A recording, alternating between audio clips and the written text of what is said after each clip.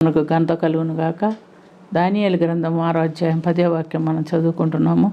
ఇటు శాసనము సంతకం చేయబడినవని దానియేలు తెలుసుకొనినను అతడు తన ఇంటికి వెళ్ళి యథాప్రకారముగా అనుదినము ముమ్మారు మోకాళ్ళుని తన ఇంటి పైకి కిటికీలు యెరూషలేము తట్టునకు తెరవబడి ఉండగా తన దేవునికి ప్రార్థన చేయుచు ఆయన్ని స్తుతించుచు వచ్చెను. ఈ సందర్భం మనం గమనించినప్పుడు నెబుకద్నెజరు తను ఒక శాసనం పుట్టించాడు. ఏమిటంటే, ఈ దినం మొదలుకొని 30 దినం వరకు ఎవరు రాజు దగ్గర తప్ప మరి ఎక్కడ ఎలాంటి ప్రార్థన చేయకూడదు అనే శాసనం పుట్టించాడు.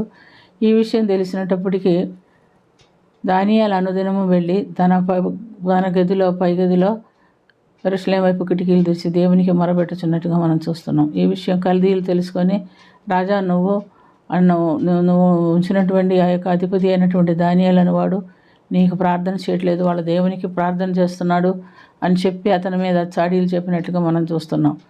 రాజుకు కోపం వచ్చింది. అయితే అతన్ని తప్పించాలనుకున్నప్పటికీ ఆ ప్రజలు ఒప్పుకోలేదు. వారు రాజాజ్ఞ ప్రకారంగా అతన్ని సింహాల బోన్లో వేయిస్తున్నట్టుగా మనం చూస్తున్నాం. అతన్ని సింహాల బోన్లో వేసినప్పటికీ సింహాలు అతన్ని ఏమీ చేయలేదు. ఎందుకంటే అతను దినమునకు ముమ్మారు చేసినటువంటి ఆ ప్రార్థన ఆయనకి ఆ కీడు రాకుండా తప్పించినట్లుగా మనం చూస్తున్నాం. ప్రియమైనటువంటి దేవుని బిడ్డలారా, మనం కూడా ఈ లోకంలో ఉంటున్నాము. ఈ లోకంలో ఉన్నప్పుడు మనం ఎలాంటి ప్రార్థన చేస్తున్నాం? దానియేలు శాసనానికి భయపడకుండా మోకాళ్ళుని ప్రార్థన చేసినట్టుగా మనం చూస్తున్నాం. యేసు ప్రభు కూడా గెత్సెమనే తోటలో లూకా సువార్త 22:41 మోకాళ్ళుని తండ్రికి ప్రార్థించుతున్నట్టుగా మనం చూస్తున్నాం. ఆయన తండ్రికి కుమారుడు, ఏకైక కుమారుడు, ప్రియకుమారుడు అయినప్పటికీ ఆయన మోకాళ్ళుని తండ్రికి మొరపెట్టుచున్నాడు. ఆయన చేసినటువంటి ప్రార్థన తండ్రి అంగీకరించి సహాయ నిమిత్తం ఒక దేవదూతను పంపించినట్లుగా మనం చూస్తున్నాం.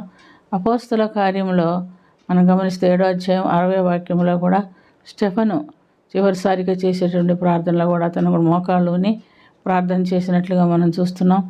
అతను యేసుప్రభును కూర్చున్నటువంటి సాక్ష్యం ఇచ్చాడు. అది వారికి నచ్చలేదు. అందుని బట్టి అతన్ని వాడు రాళ్లతో కొడుతున్నారు. అతడు పరిశుద్ధాత్మతో నిండుకొనిన వాడై ఆకాశం వైపు తేరి చూచినప్పుడు ఆకాశంలో తండ్రి నిలబడి ఉండటం, కుమారుడు తండ్రి కుడివైపున నిలబడి ఉండటం చూస్తున్నట్టుగా మనం చూస్తున్నాం. తర్వాత అతను ఆ సాక్ష్యం ఇచ్చినప్పుడు మనుషులకు చాలా కోపం వచ్చింది. వారు ఏకముగా కూడి అతని మీద పడి పట్టణం వెలుపలికి అతన్ని వెళ్ళగొట్టి రాళ్ళు రువి చంపిరి. అతడు ప్రభువును గురించి మొరబెట్టి, యేసు ప్రభువా, ఈ నా ఆత్మను చేర్చుకోమని మొరబెట్టుచు మోకాళ్ళుని ప్రభువా వారి మీద ఈ మేర మోపకమని చెప్పుచ్చు చనిపోతున్నట్టుగా మనం చూస్తున్నాం.